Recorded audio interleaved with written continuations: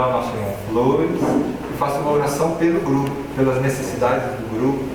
Eu imagino que aqui entre nós tenha pessoas que parecem bem aqui, né? Mas que no fundinho tem alguma preocupação, tem alguma coisa lá que está incomodando, alguma coisa que sabe que no futuro vai vir e já está se preocupando. Então vamos colocar essa oração e também vamos estudar, vou pedir pelo estudo de hoje. Senhor, minha gente, é um privilégio poder falar com Deus. E a oração é você conversar com o teu Pai lá de cima. A gente conversa com os pais terrenos quando temos necessidade e eles nos ajudam quando não tem condições. Mas o nosso Pai Celestial não tem momento que Ele não pode nos atender. Então nós vamos fechar os olhos. Eu vou deixar vocês 1 minuto, cada um de vocês orando pessoalmente. 1 minutinho e depois então eu quebro o silêncio fazendo uma oração. Ok? Todos nós podemos orar agora, tá? Pai querido, o Senhor ouviu todas as orações que foram feitas aqui agora. Antes delas serem feitas, pronunciadas em pensamento, em palavras, o Senhor já vinha atendido. Olha com carinho para cada um dos nossos amigos, amigas que estão conosco, para juntos estudarmos a Tua palavra. Derrame sobre todos a Tua bênção. Que durante esse momento que vamos passar juntos, o Senhor possa usar, pelo poder do Espírito Santo, o pastor Rafael, para que o estudo que ele vai apresentar para nós hoje seja uma bênção para todos nós. Guarda-nos e segura-nos em Tuas mãos. Em nome de Jesus. Amém. Amém. Bom estudo a todos. Muito bem, nós estamos chegando já na reta final dessa série de estudos sobre o livro de Daniel. Então já abre a tua Bíblia, Daniel, capítulo 10. Daniel 10 tem uma coisa interessante ali, ó. Daniel teve a impressão de que Deus havia se esquecido do seu povo, né? Lá no cativeiro babilônico. Por isso Daniel orou e jejuou por muitos dias, buscando auxílio no único que podia trazer respostas. Muito bem. Daniel 10. Eu vou pedir para uma pessoa que nos ajude com a leitura de Jeremias 25:12. Quem gostaria de ler Jeremias? Só uma pessoa. E outra pessoa com Jeremias 29:10.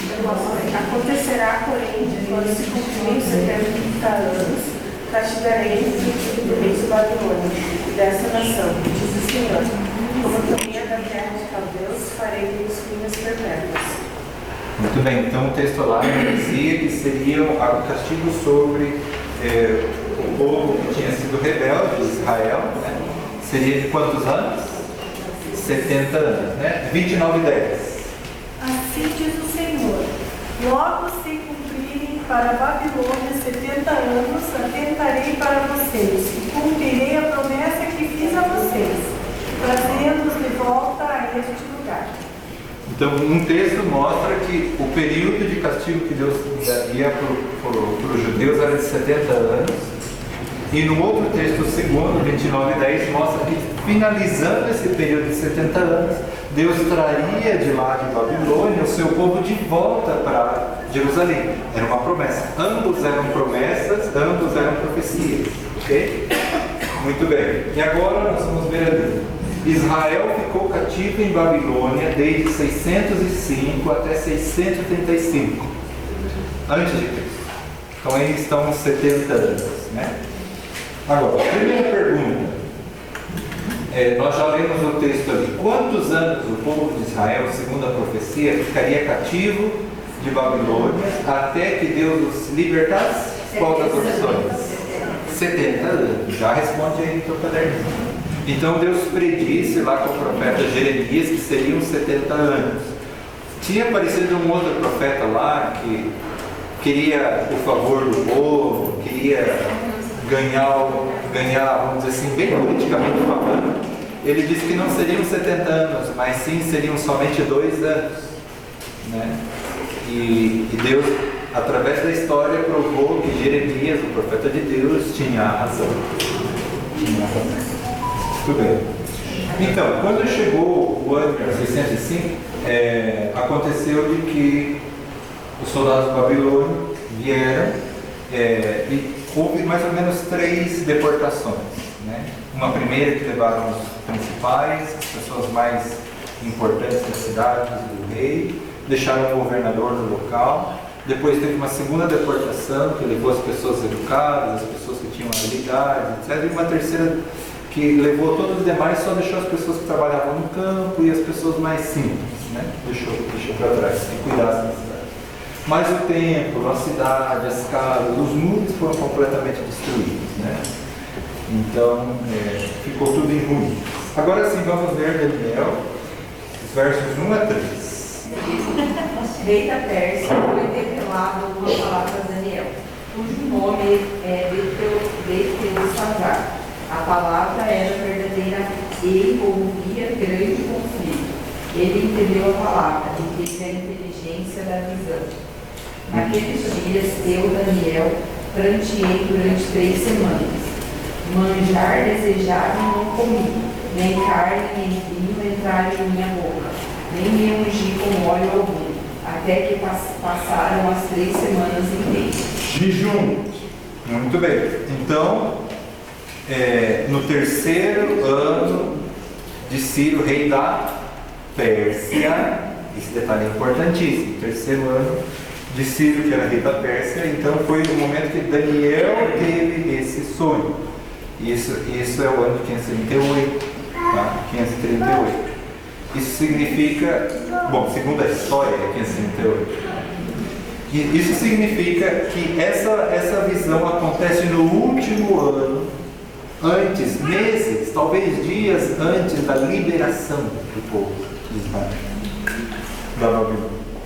Então, o texto ali também diz que a palavra era verdadeira, né? Então tinha a ver com uma revelação, tinha conteúdo de verdade, e a outra parte envolvia o quê? Grande conflito. Então essa visão, ela fala sobre um grande conflito de sentido espiritual, ok? Não é uma guerra humana, um grande conflito de sentido espiritual, tá bom? Muito bem. Então, a segunda pergunta nós já podemos responder. Triste porque a profecia não se cumpria, o que Daniel fez? Ficou triste e jejuou. Já temos uma resposta. Então, os eventos de Daniel 10 acontecem no ano de 635 a.C., esse último ano de cativeiro. Eles ainda não tinham sido liberados, mas a esperança já existia. Daniel já tinha lido o profeta Jeremias, já sabia que aquele era o ano da libertação, aquele era o ano que Deus tinha prometido que eles voltariam para Jerusalém, porque era aquele o último ano, 70º ano. E então nós vamos continuar a leitura lá no versículo 4. Diz assim: no dia 24 do primeiro mês, estando eu à borda do grande rio Tigre, levantei os olhos e olhei, e eis um homem vestido de linho, cujos ombros estavam cingidos de ouro puro de Ufaz. O seu corpo era como o berilo, e o seu rosto como um relâmpago, os seus olhos como tochas de fogo, os seus braços e seus pés brilhavam como bronze polido, e a voz das suas palavras era como o estrondo de muita gente. Essa descrição, ela remete a quem? Quando você escutou, você leu isso aqui, quem que lembrou? Jesus? Vamos lá para Apocalipse capítulo 1. A revelação de Jesus Cristo, que Deus criou para mostrar aos seus servos as coisas que em breve devem acontecer, e que Ele, enviando os quais, enviando por intermédio do seu anjo, notificou o seu servo João. Então, desde o início lá, nós já vemos que esse livro é a revelação de Jesus Cristo.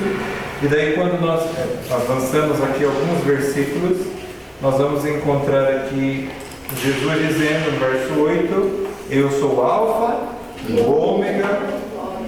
O que mais? Diz o Senhor Deus, aquele que é, que era, que há de vir, o Todo-Poderoso. E lá no verso 12, João tem uma visão de quem falava com ele. Verso 12. Voltei-me para ver quem falava comigo e voltando vi 7 candeeiros de ouro. E no meio dos candeeiros, um semelhante ao filho do homem, com vestes talares e cingido à altura do peito com uma cinta de ouro. E a sua cabeça e cabelos eram brancos como alvalã, como neve, olhos como chama de fogo, os pés semelhantes ao de bronze polido, como que refinado numa fornalha, a voz como voz de muitas águas. Está vendo aqui? É a mesma pessoa. Quem que é esse? Jesus.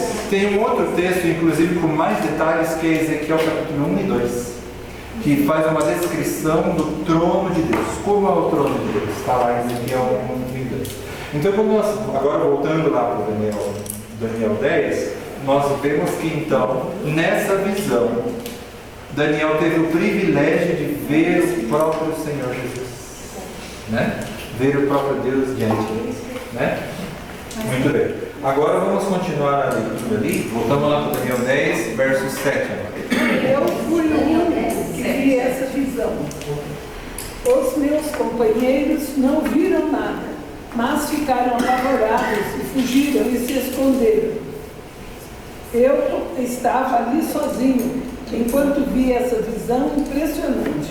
Fiquei pálido de medo e perdi as forças. Quando ouvi o anjo falar, desmaiei e caí de bruços no chão. Aí a mão de alguém me levantou e eu fiquei de joelhos, apoiando-me nas palmas das mãos. Daniel, Deus o ama muito e me mandou falar com você.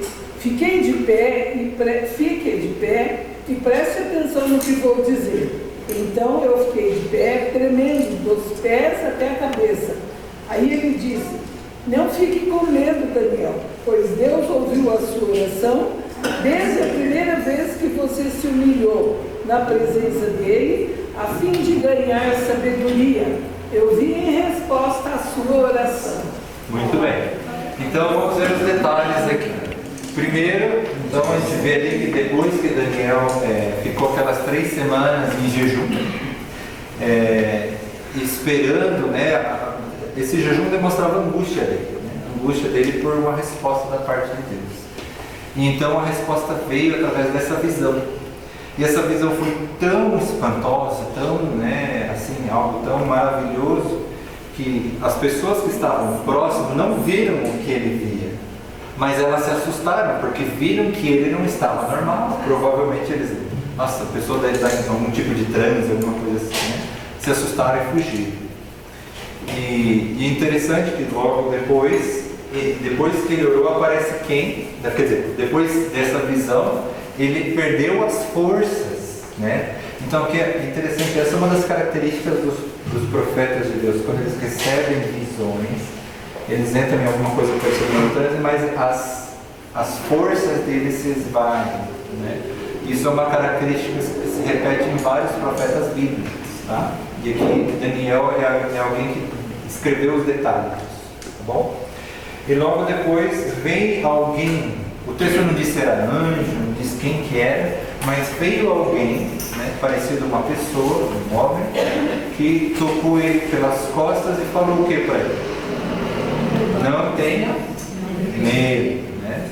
E essa pessoa, inclusive, fez com que ele tivesse forças novamente, né? Muito bem, não tenha medo. No verso 11, né, essa pessoa disse: Daniel, você é um homem muito amado no céu, né?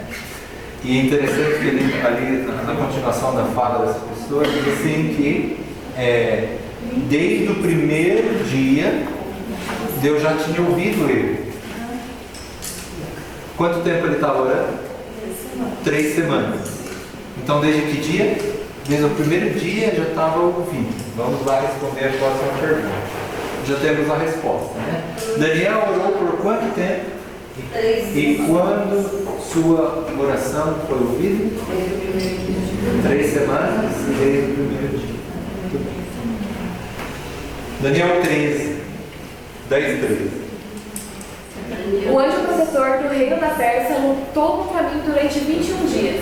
Mas Miguel, um dos anjos-chefes, veio me ajudar, pois eu estava lutando sozinho contra os reis da Pérsia.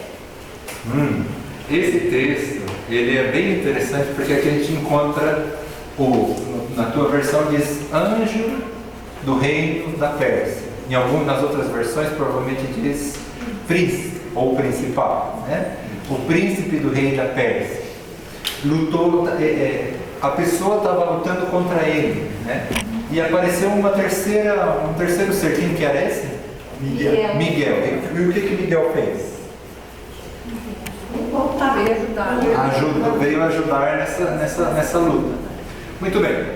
Vamos lá para o Apocalipse capítulo 12, verso 7 diz assim: houve peleja no céu.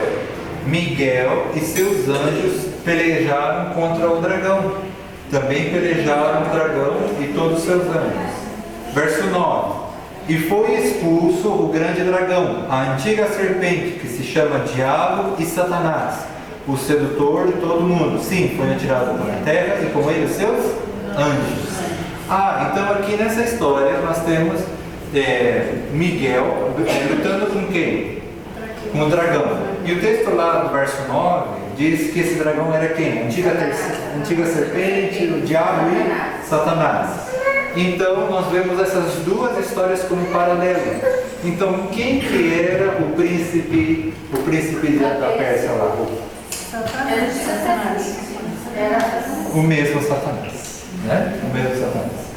Então isso nós podemos encontrar também no livro de João 12:31, Jesus se referindo ao príncipe deste mundo, né? E também em Efésios a mesma expressão aparece, ok? Então em Daniel 10:13, quem o príncipe do reino da Pérsia representa?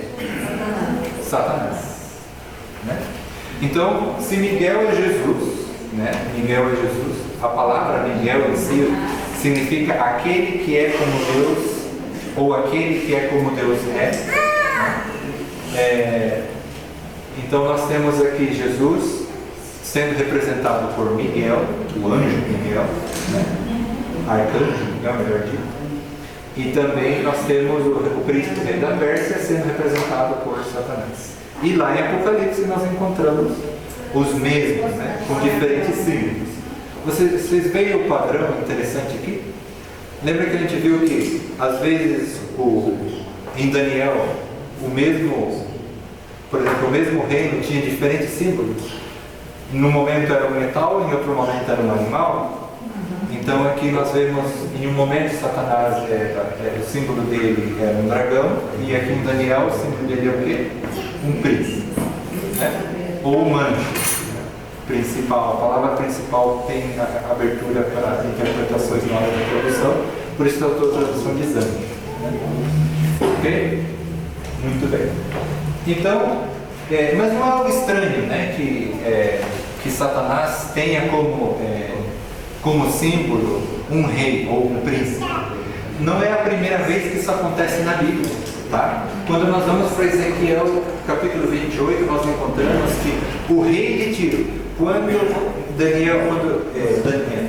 quando o profeta Ezequiel começa a descrever a mensagem que tinha sido de Deus, é a mesma mensagem que dizia com relação ao profeta, ao rei de Tiro, era a mesma que se aplicava a Lúcifer, ok? Satanás, é a mesma. Então o rei de Tiro lá dizia que ele se ensoberbeceu a tal ponto que queria ser como Deus, né, que era perfeito em todos os seus caminhos, desde o dia que foi criado, até que se achou em maldade. Essa descrição era dada para o rei de Tiro, mas também serviu também para Satanás. A mesma coisa acontece com o rei do Egito, ou o faraó, né? Que em Apocalipse 12, o capítulo que nós estávamos lendo, ele é apresentado ali a fuga da mulher para o deserto e o dragão que persegue a mulher em direção ao deserto, né? Como é que não vai até o deserto? Isso não lembra um pouquinho da história do faraó que perseguiu o povo de Israel, que fugiu para o deserto, mas não chegou no deserto? Ficou antes, né? Ficou lá no mar. Entendeu? Então, reis maldosos, malvados, são tidos algumas vezes no livro tanto no livro de Apocalipse, mas também em outros textos bíblicos, como símbolos de Satanás, okay? Ou tipos de Satanás. Muito bem, então já temos aí uma resposta. Daniel 10:3. Quem Miguel representa? Já lemos 12:7. Podíamos ler também Judas, verso 9, que fala sobre uma outra batalha que houve entre Satanás e Miguel. Então. Mas já temos a ideia de quem se refere a ele, né? Então Miguel representa quem? Jesus. De fato, Miguel, né, eu até mencionei para vocês, significa quem é como Deus. E ocorre somente em textos apocalípticos da Bíblia. Textos apocalípticos de profecia apocalíptica, né? Daniel é um livro profético, com profecias apocalípticas, né? E outros textos, Judas também é um livro apocalíptico, também tem. O livro de Apocalipse também tem profecia apocalíptica, e lá aparece Miguel. Miguel, então, é como se fosse um nome de guerra de Deus, né? Pode? No Antigo Testamento tem um outro nome de guerra de Deus, que é Jeová dos Exércitos, ou Deus Todo-Poderoso, né? Que também é outro nome de guerra utilizado para Deus, né? Mas Miguel é o nome de guerra de Cristo, né? Na batalha contra o mal. Então, todas essas vezes que a gente percebeu, que a gente leu as histórias, que havia uma batalha entre o bem e o mal no âmbito espiritual, não no nosso nível, mas no âmbito espiritual, era Miguel que aparecia, né? Verso 14. 10:14. Para fazer que você entenda o que vai acontecer com o seu povo nos últimos dias. Porque a visão se refere a dias ainda distantes.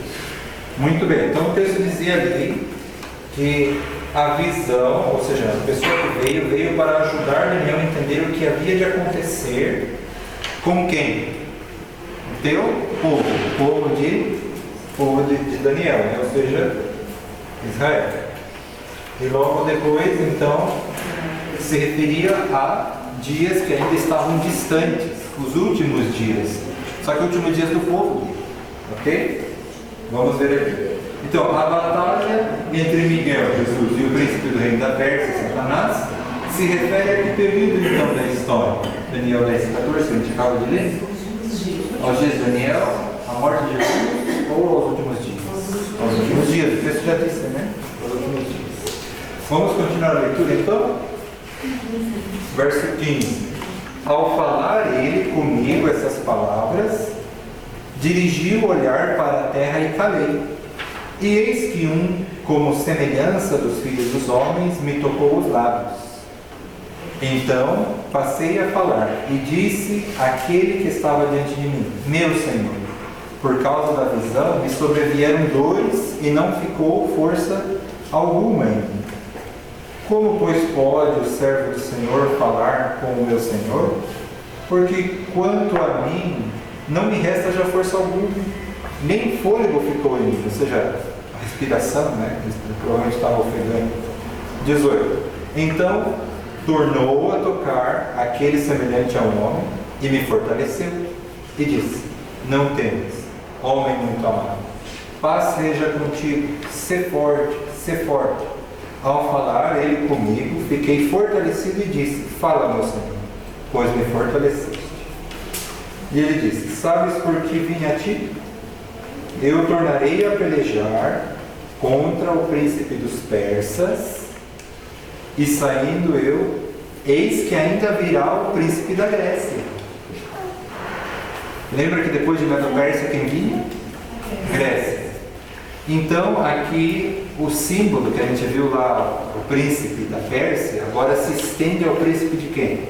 Da Grécia, né?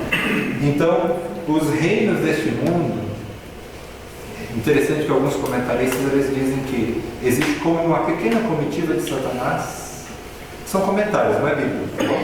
Eles supõem que existem pequenas comitivas de Satanás, anjos, que trabalham influenciando diferentes países, diferentes governos. Isso é uma perspectiva de alguns comentaristas, não é bíblico, tá bom? Então, não é uma resposta exatamente bíblica. Mas aqui o texto nos dá a entender que Satanás usa as nações para tentar evitar com que os propósitos de Deus aconteçam. Ok? Principalmente os governos. Muito bem, então o plano de Satanás para evitar que o templo de Jerusalém fosse reconstruído foi posto em prática. Sabe por quê? Porque sem o templo, as profecias que estão relacionadas com Jesus não teriam como ser cumpridas. Então, o que estava acontecendo? Lembra que Daniel sabia dessa profecia, tinha estudado, que tinha terminado os 70 anos e que era só Deus dar a oportunidade que eles voltariam, né? Assim como Deus tinha prometido. Ele estava esperando esse momento. E então o templo estava completamente destruído. A gente leu, né, em alguns capítulos anteriores que dentro da profecia das 70 semanas se dizia em que momento seria reconstruído o mundo, em que momento seria reconstruído o templo, a cidade, etc. Então, essa profecia tinha que acontecer, mas Daniel não via isso acontecer. Mas era quando o anjo apareceu e falou que estava lutando contra o príncipe da Pérsia e depois apareceria mais o príncipe da Grécia, né? Significa que esses governos, pessoas lá de dentro, tentariam contra o povo de Deus, perseguiriam.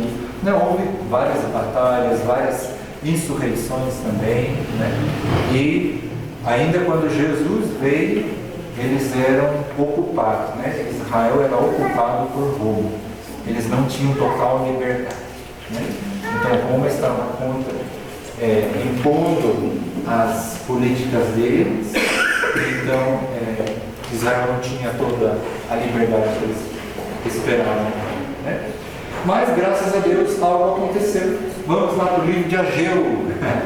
Esse é que nem encontrar um labirinto, né? Depois de Daniel, um pouquinho para frente de Daniel. Daniel, Oséias, Joel, Amós, Obadias,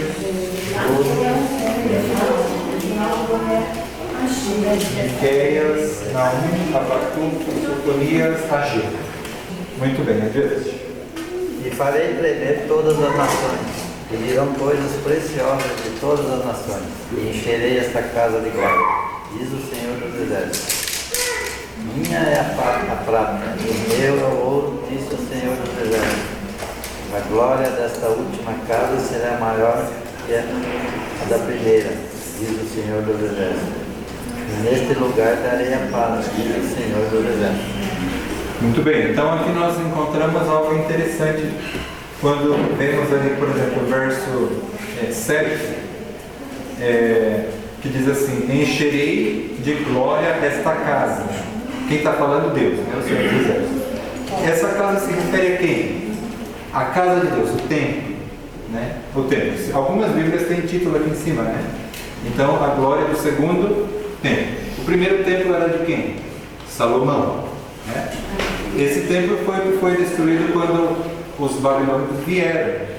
Destruíram Jerusalém, destruíram o templo. Mas aqui em Ageu, o profeta Ageu tinha dado essa profecia de que o templo seria reconstruído. Mais de 500 anos antes, né, pastor? O importante é o grupo saber que os profetas anunciaram um milênio de antecedência.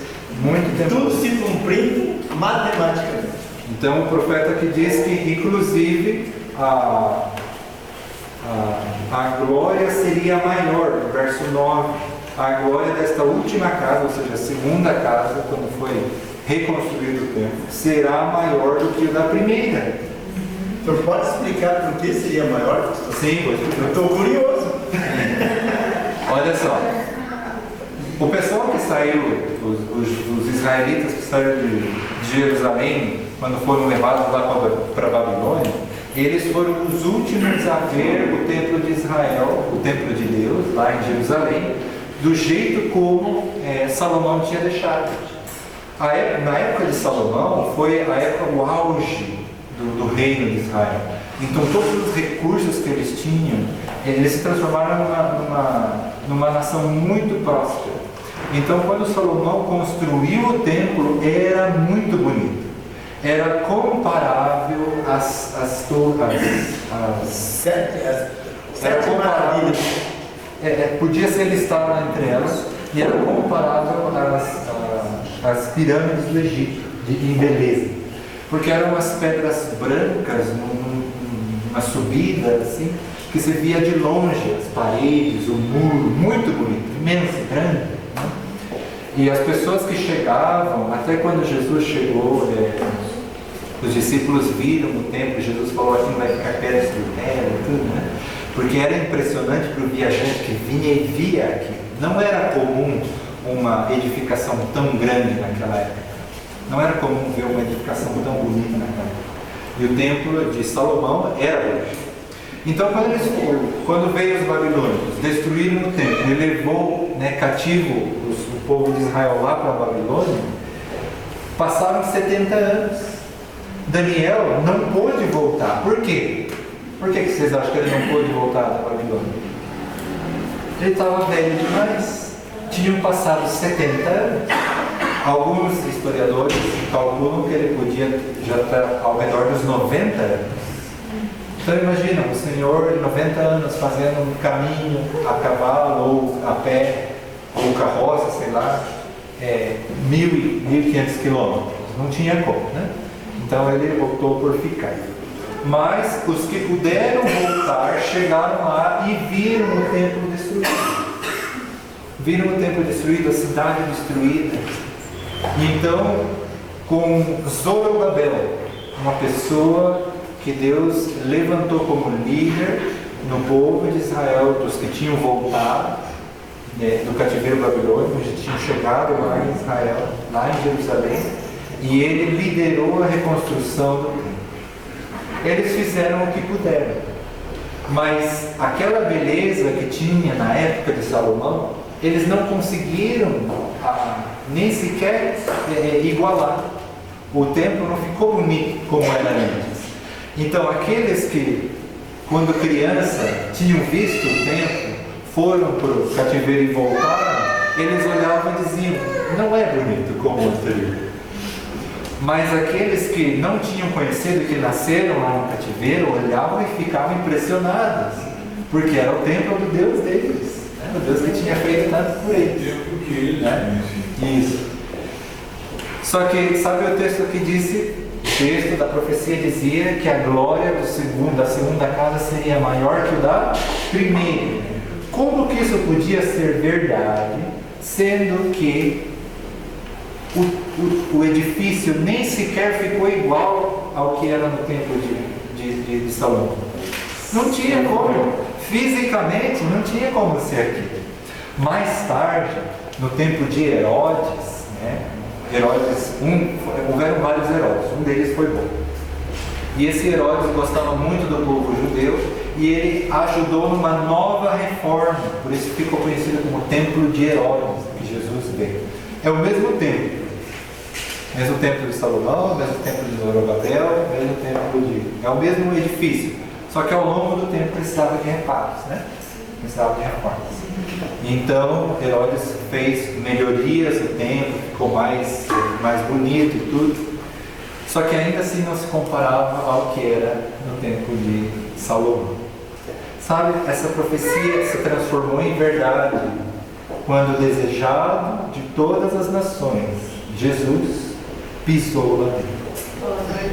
Aí a glória daquele templo, não pelas pedras que estavam colocadas umas sobre as outras, não pelas coisas de ouro, as coisas bonitas que tinham lá, mas pela presença do próprio Deus, é que a glória daquele lugar foi maior do que a primeira. Na plenitude do tempo, né? Isso, vamos lá. Agora das 4. Vamos lá, Novo Testamento. Diz assim: vindo, porém, a plenitude do tempo, Deus enviou o seu Filho, nascido de mulher, nascido sobre a lei.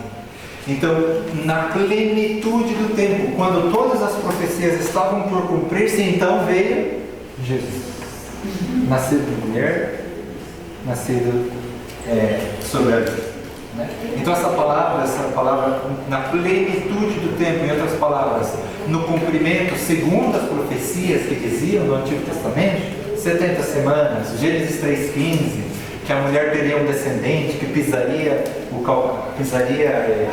a cabeça da serpente, né? E tantas outras profecias que nós conhecemos do Antigo Testamento se cumprem ali, com o nascimento de Jesus, que aqui é conhecido como na plenitude dos tempos.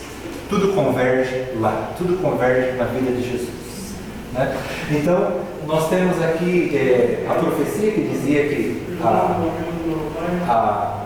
a glória do segundo templo seria maior. Jesus veio, pôs o pés lá e realmente a glória foi maior pela presença dele.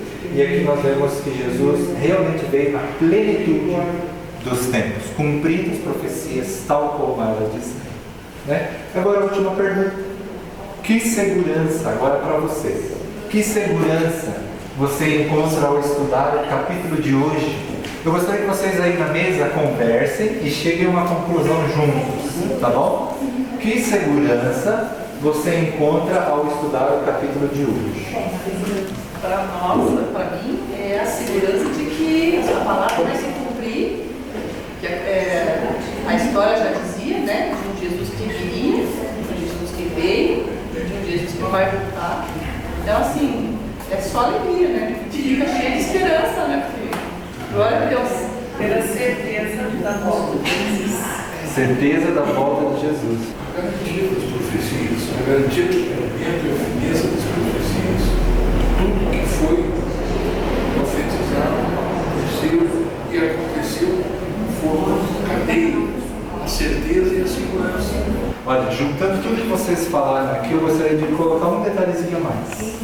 No início, Daniel estava muito preocupado. Ele estava tão triste que ele, inclusive, decidiu a jejuar. E durante esse período, o coração dele estava turbado. Ele via que a profecia estava por se cumprir, mas ele não via aquilo se cumprir. Ou seja, ele estava com o coração apreensivo, estava ansioso pela situação, ansioso que aquilo acontecesse. E dava a impressão que Deus não estava respondendo, dava a impressão que Deus não estava cumprindo a sua promessa. Sabe, nós hoje também, falando aqui, nós podemos dizer que as profecias vão se cumprir tal qual diz a Bíblia, mesmo quando você acredite ou não.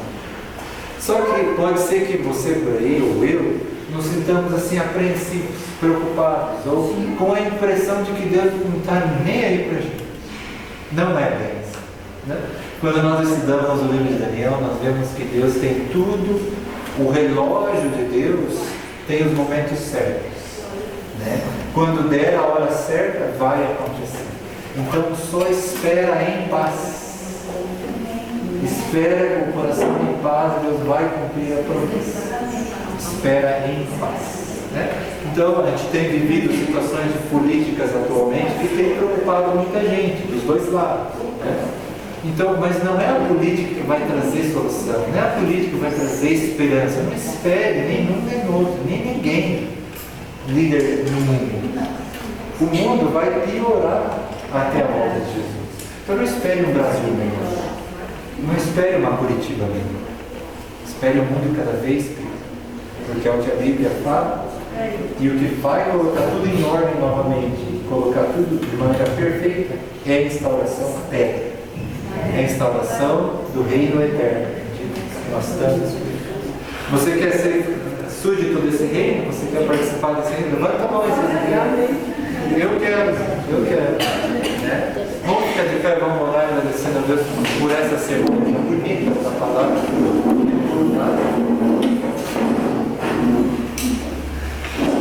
Inclina teu rosto e vamos orar. Santo Pai que estás nos céus, nós te agradecemos porque na plenitude dos tempos, tal como tinha sido predito pelos profetas e pelas profecias do Antigo Testamento, o teu Filho foi enviado a este mundo para cumprir tanta coisa, para dar-nos salvação e esperança de um futuro melhor. Isso tudo, Senhor, nos dá alento, nos dá a certeza de que o Senhor vai cumprir as suas promessas para conosco. Isso também, Senhor, nos sirva de lição para nós, para não ficarmos apreensivos, preocupados, ansiosos, mas sim esperar com paz no coração. Amém. Esta bendita esperança da tua vida. Ajuda-nos, Senhor, a preparar o nosso ser, tomar as decisões que necessitamos tomar, mudar as atitudes de vida que necessitamos mudar e, inclusive, fazer uma virada de 160 graus para poder estar caminhando segundo o teu reino e em direção ao teu reino. Abençoa cada um aqui, Senhor. Abençoa também as famílias, as necessidades que eles têm. E visita-nos, Senhor, hoje. Nós te agradecemos pela beleza da profecia do livro de Daniel. Nós te agradecemos por revelar, Senhor, o que ia acontecer e mostrar a experiência do profeta, que se sentiu cheio de angústia no coração quando não via a profecia se cumprindo. Talvez nós, Senhor, possamos nos encontrar na mesma situação que Daniel em algum momento. Mas nós pedimos, esteja conosco, Senhor, relembrando-nos que assim como tu prometiste e cumpriste no passado, as promessas que o Senhor tem para nós também serão cumpridas no futuro. Amém. Nós te agradecemos tudo isso em nome do Filho amado Jesus. Amém. Amém.